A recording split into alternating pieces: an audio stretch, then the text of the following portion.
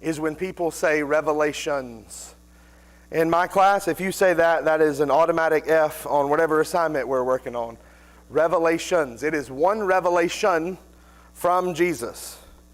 It is the revelation. And in chapter 3, we are dealing with a church that's having issues. Anybody remember what church it is that's having issues with enthusiasm or hungering or thirsting? No, not Philadelphia. Laodicea is the next one. It is the church at Laodicea. And they are dealing with being lukewarm. Now, I want to tell you, I think every one of us can identify with this church. Because there are times, and I'll be honest with you, I think right now, especially in this season of life and with all the things we have going on, and when we have families especially, and we're traveling, that sometimes the last thing on our mind is church. You feel that way sometimes? One of the reasons I love summertime and the camps is when we get these kids away from their comfort zone and out in the woods, they really, really hone in on their spirituality. And I wish that everybody could go to camp and get away and sort of feel that, because it's a chance for us to get away from the rest of the world and get away from Xboxes. And my kids at camp don't know this yet, but next year, Peyton and you guys, you'll be getting away from your cell phones too, because we had too many people on cell phones. But it's a chance for us to get away from all the things of the world and to focus on what it means to be a Christian. But sometimes what happens is in life, we just get so caught up with everything going on that it's not that we become bad people or anything, it's that we lose a little bit of enthusiasm. And if you want to look here in Revelation chapter 3, somebody really nice and loud read for us verses 15 through 17. Revelation 3, 15 through 17.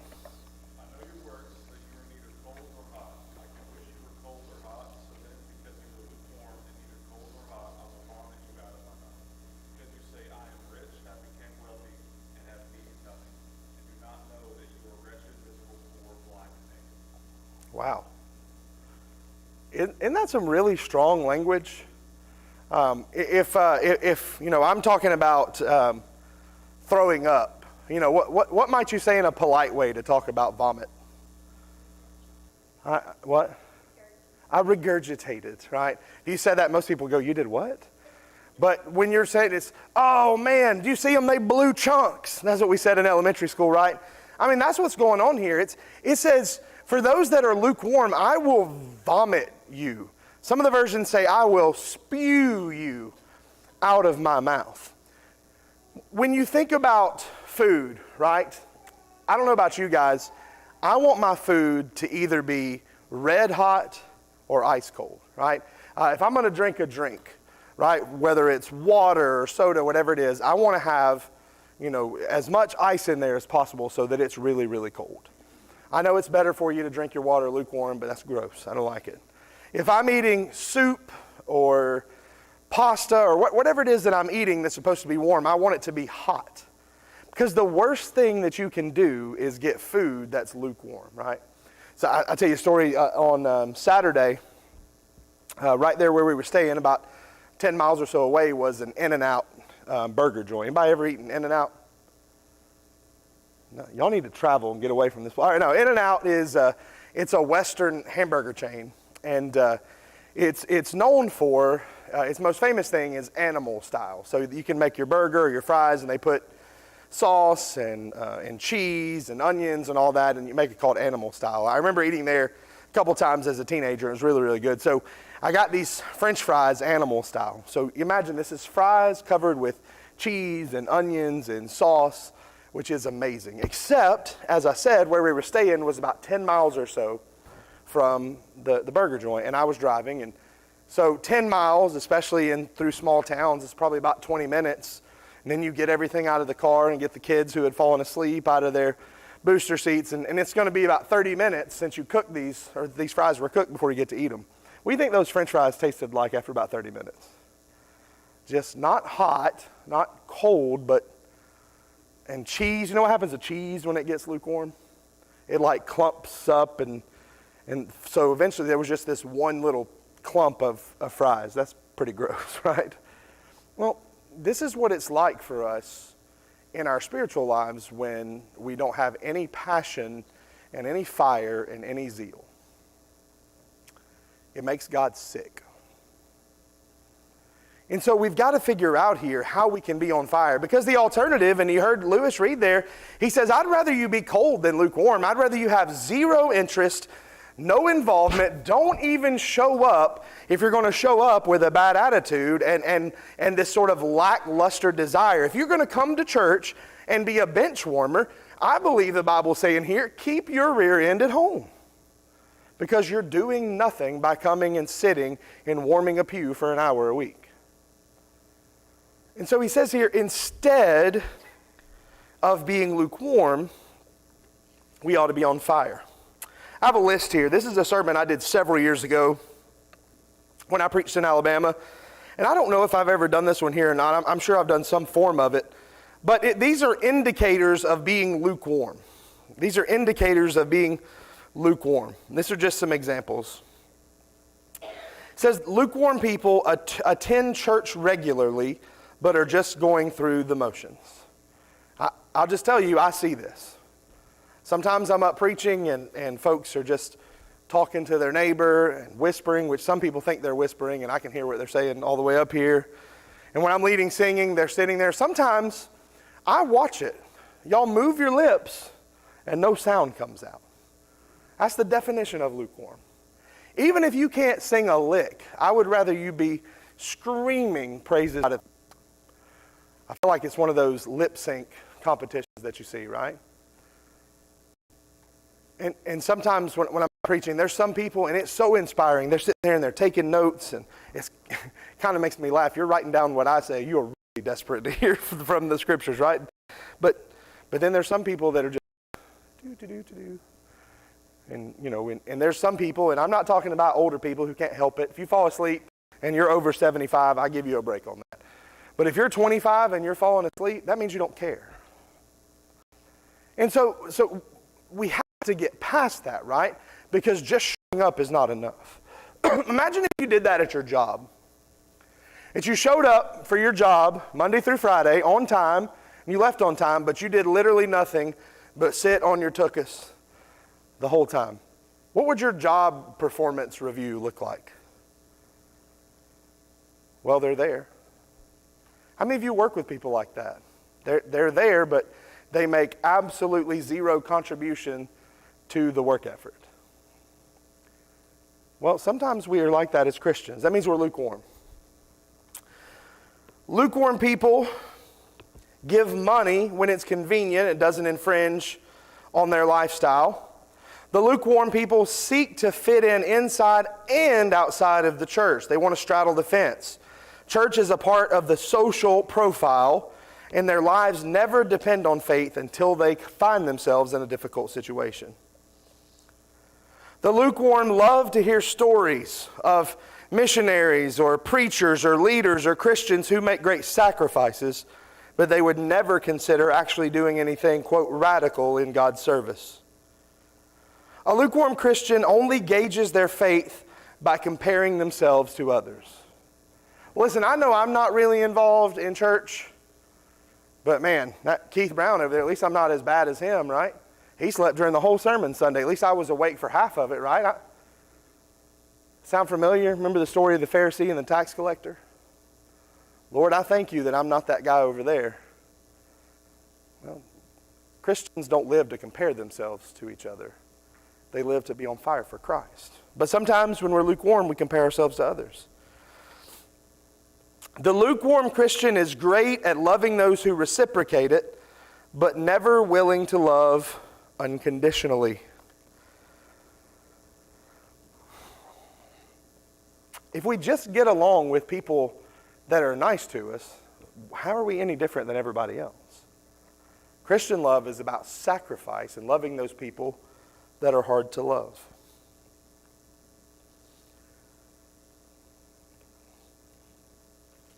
I want to be careful with this because I don't want to be overly blunt. But when we hold grudges and we talk disparagingly all the time about fellow Christians, that's lukewarm. That's being lukewarm. I think James 3, which we're going to talk about here in a few weeks, is pretty clear that we can't say that we love God and with the same mouth call our brother or sister a piece of trash. That's playing both sides. That's trying to remain in the middle. That's being lukewarm. That's not being on fire. Lukewarm Christians don't evangelize because they believe that religion is a private, personal issue. I don't share my faith with others because religion is a private, personal issue. Lukewarm Christians, they think about life on earth before they ever consider eternity in heaven. Daily life is mostly focused on today's to-do list, this week's schedule, and next month's vacation. Rarely, if ever, do lukewarm Christians consider intently the life to come. C.S. Lewis said it this way: if you read history, you will find that the Christians who did the most for the present world were precisely those who thought the most of the next. It is since Christians have largely ceased to think about the other world that they have been so ineffective in this one.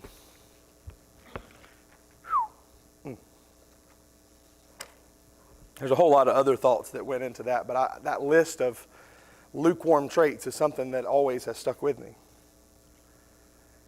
And so before we get into the rest of this discussion, I think it's important for us to gauge our own place. Am I completely cold? Well, I don't think so. You wouldn't be here on a Wednesday night if you were completely cold. Am I on fire? Am I at the absolute pinnacle of where I want to be spiritually? I think if I even asked myself that question tonight, I would say probably not. Are there moments of it? Yeah. Last Tuesday night, when we were on that hayride and we were sitting in the parking lot of the East Side Church building, by the way, Josh, I don't know if I told you this, we counted, there was somewhere between 40 and 50 deer grazing in that church parking lot when we pulled up that was wild. Like a Disney movie as they all galloped away. Anyway. But we were sitting there and we had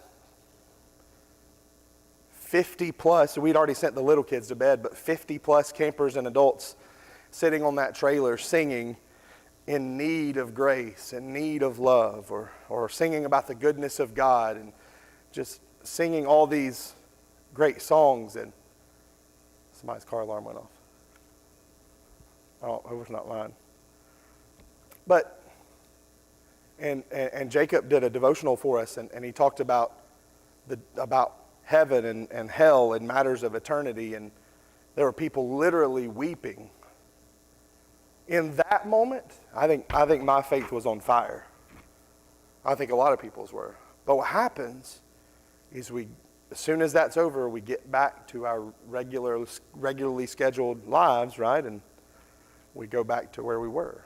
And so we've got to figure out how to live in this constant state of being on fire, right?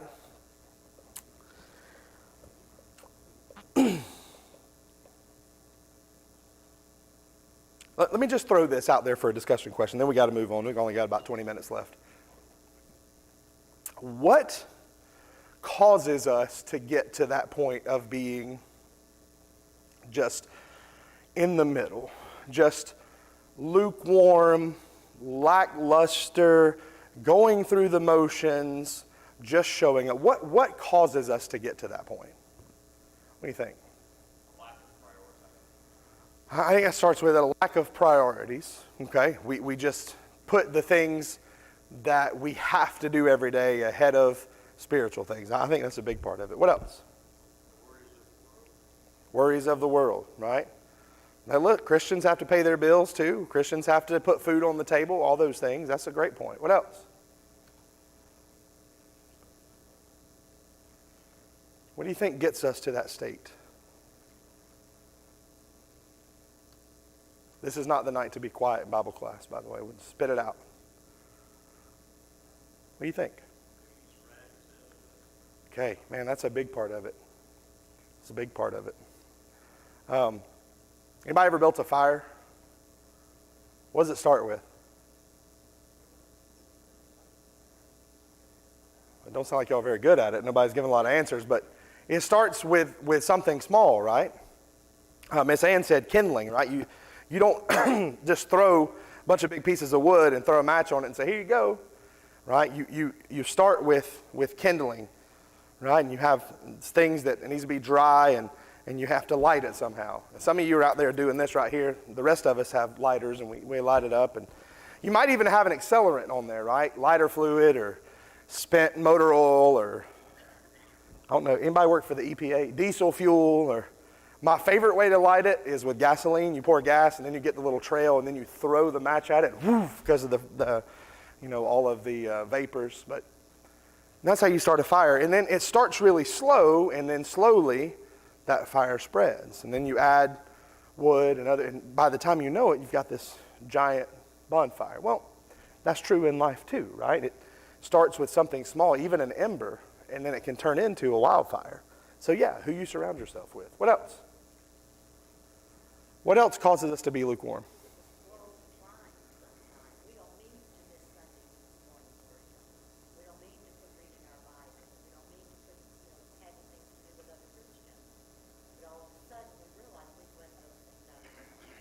Yeah. It's a slow desensitization almost to spiritually. Yeah, I think that happens to all of us too. And it even happens in the church culture. That's what's so alarming, right? Because we get focused on, well, we've got this event coming up, and we've got this potluck, and we got this meeting, before we know it, we're not growing spiritually, we're just growing in busyness, right? It happens. What else you think? What causes us to get there? Illness. Yeah. Can dampen certainly your fire and your spirituality. Other things, what do you think?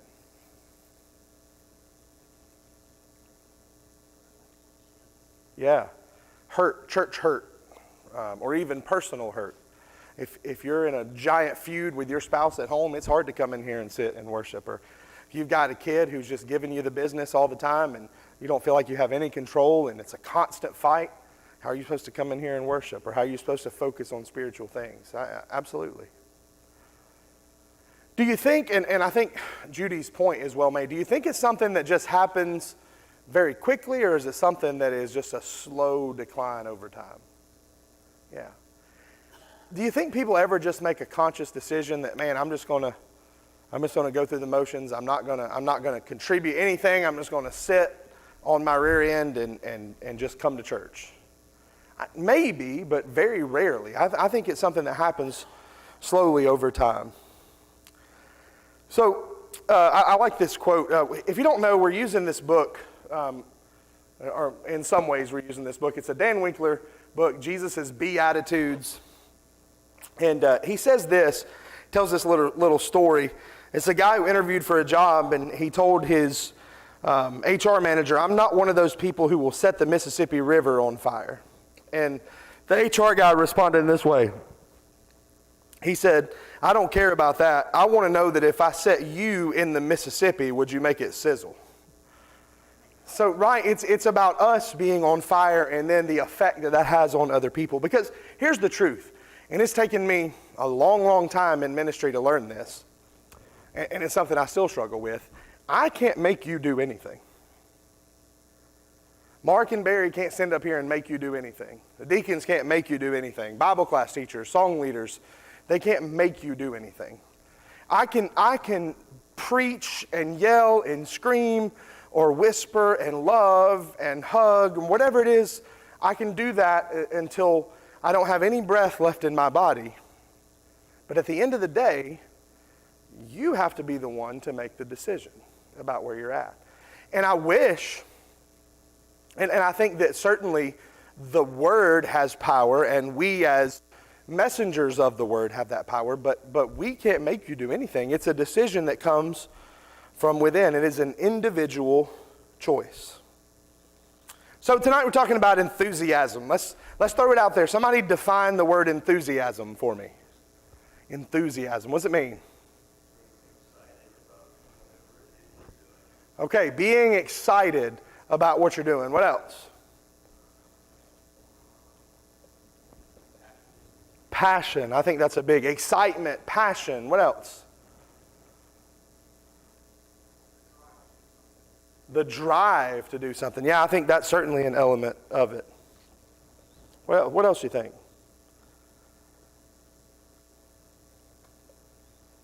Let me throw this out there to you. What happens to water when it gets heated to 212 degrees? Anybody know? And what does that create? Steam. Steam.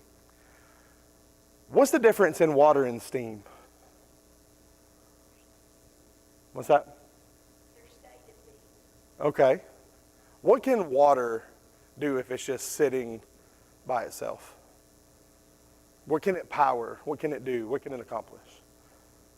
What can steam do? Yeah. Okay. What powered the first locomotive train that went across the country? What powered the first boats that cruised across the water? So water at 211 degrees is nothing, but at 212 degrees, it can power locomotives and power ships that can travel across the world. I think that's kind of what enthusiasm is for us.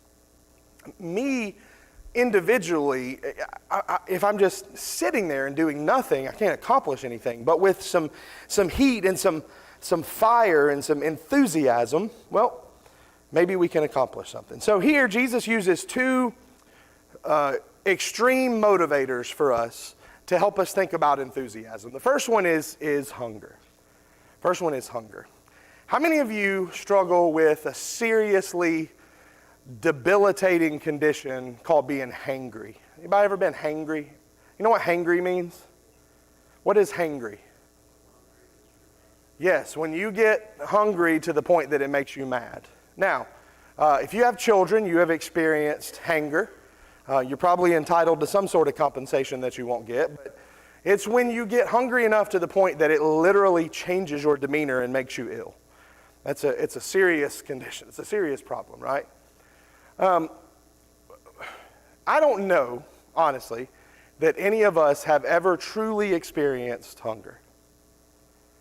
Like, yeah, we've gone a couple hours without eating, or maybe we've practiced because I don't know why you would do this, but maybe we've practiced intermittent fasting, right? Or maybe for some spiritual purpose we have fasted, for a little while. But none of us have ever experienced true hunger, not knowing where our next meal is coming from, like not being able to put food on our plate. It's amazing, right, that we can choose intermittent fasting as a form of exercise and health when a lot of the world is forced to practice fasting because they can't afford to eat. Can you think of a time when you really experienced hunger? Anybody have one they could share? I think about poor Mark back there working in the hayfield. Maybe if he forgot to pack his sack lunch, or some of you guys that have worked outside a whole lot. Maybe you felt hunger. Maybe if you went on a camping trip and forgot your food or something. But can you imagine people that live in a perpetual state of hunger? What happens what's your first indicator of being hungry that your body does? Your stomach growls, right?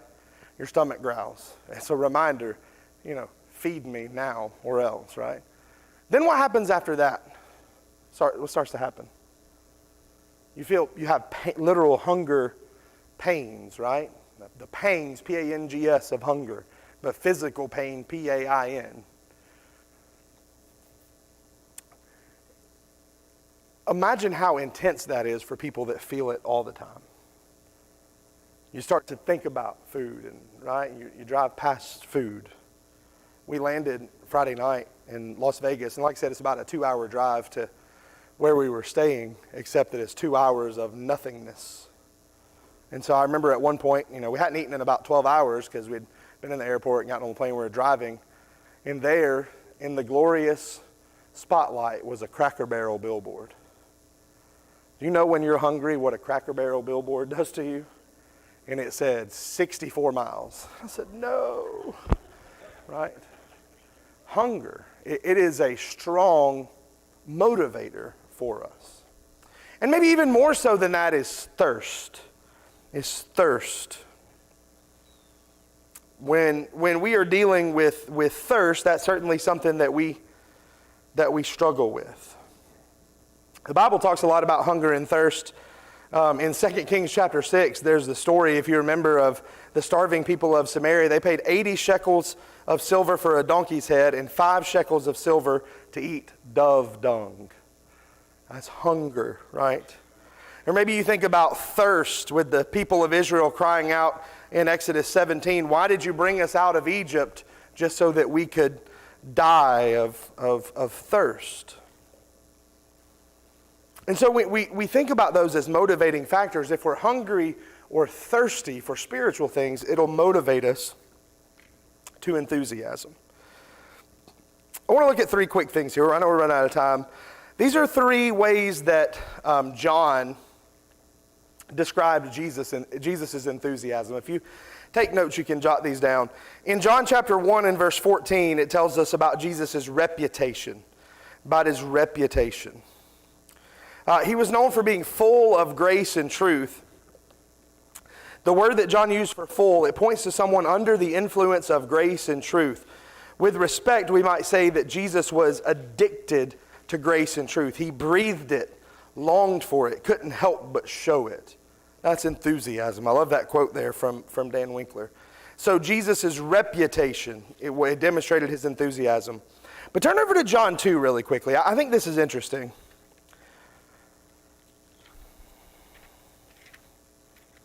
John chapter 2.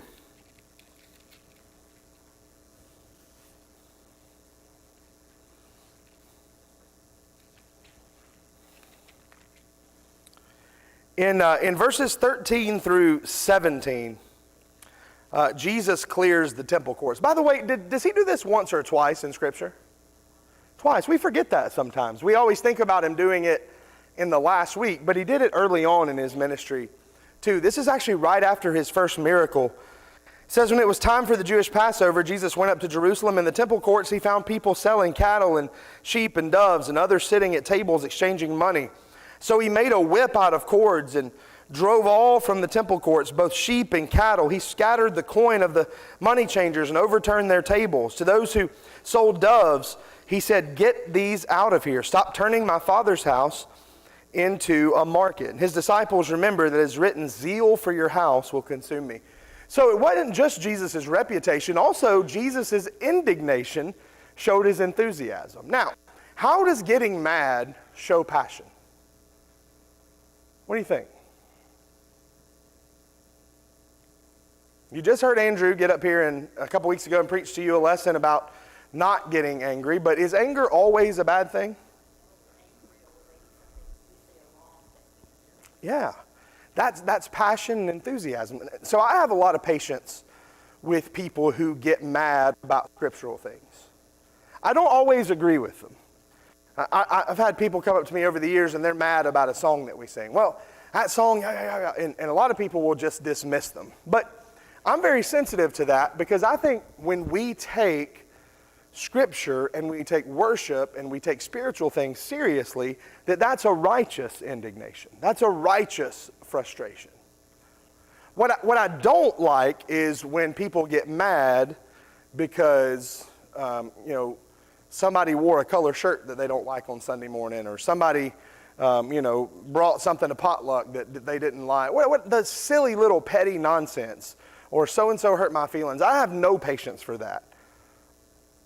It's righteous anger and spiritual indignation, I think, that the Bible praises. Now, does that mean we need to be people who are always quarrelsome, even about spiritual things? No, of course not. But when we see sin in the world and we see wrongs and we see people being mistreated and we see evil winning, then there should be some sort of indignation if we're enthusiastic about truth. And then the third thing that John uses to talk about Jesus' enthusiasm is his compassion. His compassion. He wrote down a couple here, but I was just sort of thinking in my head earlier about ways that Jesus demonstrated compassion. I think about Matthew chapter 28. It says he looked out and saw all those people that were scattered like sheep without a shepherd, and he had compassion. I think about the feeding of the 5,000. People say, oh, Jesus did that to perform a miracle. I don't think so. He saw a group of people that was hungry and he fed them. Or when Peter was sinking down in the water and Jesus reached out his hand, I don't think it was to condemn Peter for his lack of faith. It was because he had compassion on him, because he was trying, but he just couldn't figure it out. Or when he met the woman at the well, or when he met the woman who'd been caught in the act of adultery, or when he talked to Nicodemus about faith. I think all of these are pictures of Jesus' compassion. And if we are truly enthusiastic, if we are truly hungering and thirsting for righteousness, if we're really on fire for God, if we really, listen to this part, if we really understand the sacrifice that has been made for us, compassion and love will ooze out of us. It will be a natural byproduct of who we are and what we believe. And if we find ourselves lacking compassion, then maybe we haven't figured out what it means to be on fire for God. And so I think those are ways that Jesus demonstrated that. We got 2 minutes left. And I want to throw these things out here. We're not going to finish this lesson or any of the main talking points, but there's some things to think about. So, who knows who Vince Lombardi is? I know who Vince Lombardi is. Who is he? Your favorite coach ever. All right, we got a Packers fan here. So the Super Bowl trophy is named after him. He coached the Packers. But he said this. He said, if you aren't fired with enthusiasm, you will be fired with enthusiasm. I like that, right? Either be on fire or you're gone. So that makes us think, right? And I think it makes us think about Moses and the burning bush. And I want us to think about it in this way. And this is not really where he's going with this, but this is what it makes me think of. I think the greatest marker of our passion and our enthusiasm is how we respond to challenges. How we respond to challenges. So Sunday morning, one of the elders gets up in the pulpit and challenges us to give more. What's our response to that? There's going to be one of two responses. What are they? What's the first one? Well, the first one is, I'm going to give more. I'm going to respond to that challenge. I'm going to say the elders who are my spiritual shepherds have responded or have challenged me, and I'm going to respond by making a little sacrifice and digging down deeper and giving. What's the second response? Stinking elders, all they ever want to talk about is money. Always want to have their hand in my pocketbook. Matter of fact, I'm not going to give it. I'm going to stop giving altogether. Those are one of two responses. Or what's the third? No response at all. The first response is on fire. The second response is cold. The third response is lukewarm. And we could go with anything, right? Preacher gets up on Sunday morning and challenges you and says, hey, we got to do better about attendance. Bible class numbers are down. Man, we got to get there. We got to get here. First response is, guess what? We'll get up an hour earlier. I'm going to be at Sunday school. Second response is, oh, sorry, Joker. He likes to sleep late too. What's he going to tell me to get up an hour earlier? Or the third response is the lukewarm one, which is what? Not going to say anything, not going to do anything. Nothing's going to change. We could go down the list of every single thing. VBS is coming up. We need your help. Or, hey, we need some folks to make meals for shut-ins, or whatever it is, whatever challenge is thrown at us. We can either respond with enthusiasm, respond in a cold way, or we can not respond at all. Moses in Exodus 3 is issued a challenge. You're going to go to Pharaoh and you're going to tell him to let the people go. What was his response? Please, anybody but me. It was a cold response. But eventually, he gets on fire for God. And even, hesitantly, he goes up to Pharaoh and they have the plagues and they let the people go. Moses is not perfect. He's a man that made mistakes, but he's somebody that exhibited passion and fire. He was never mild-mannered. He was never shy again. And do you remember what the Bible said about him at the end of Deuteronomy 34 after he dies? Turn over with me and we'll close here. There's a lot more we could say about this, but Deuteronomy 34.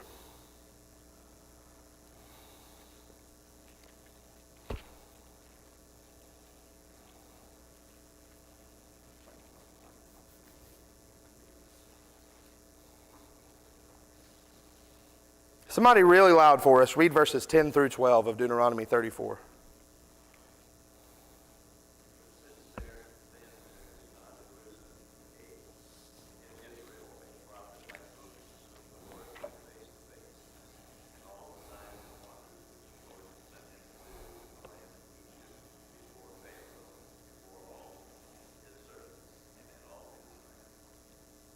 Yeah. I like that. Since then, no one has risen in Israel like Moses. Moses wasn't eloquent. He showed us from a couple of occasions he wasn't very bright. But he had passion and he had fire. And I'm going to tell you, if we're truly hungering and thirsting, God can take an ounce of enthusiasm and he can turn it into true fire and true passion. And that's what we need to work on tonight. All right. I think all the kids are back from class, and so Tim has announcements for us. We'll go ahead and begin our Devo. Good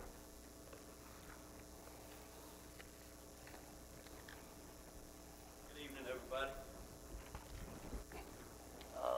Just got some general announcements here. Mike Holloway will have a heart cath for an 80% blockage.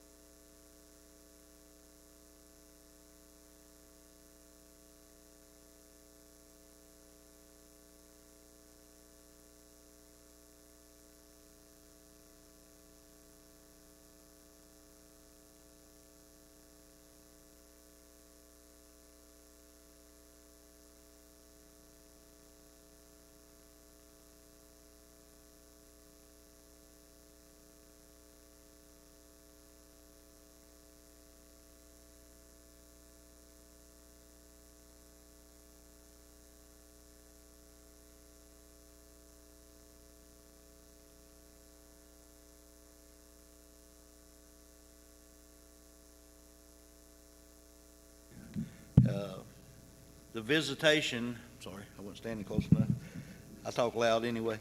The visitation is Thursday from 4 to 8 at Bernhardt's, and then they're going to have the funeral Friday at 11 a.m. at the chapel, if anyone would like to attend.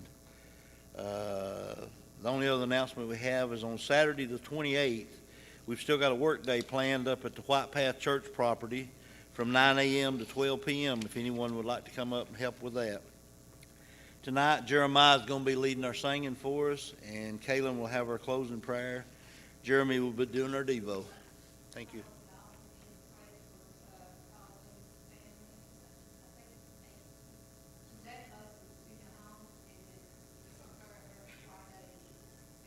Okay. All right, thank you. We'll sing the first and last verse of number 957. This world is not my home, I'm just a passing through. My treasures are laid up somewhere beyond the blue. The angels beckon me from heaven's open door, and I can't feel at home in this world anymore. Oh Lord, you know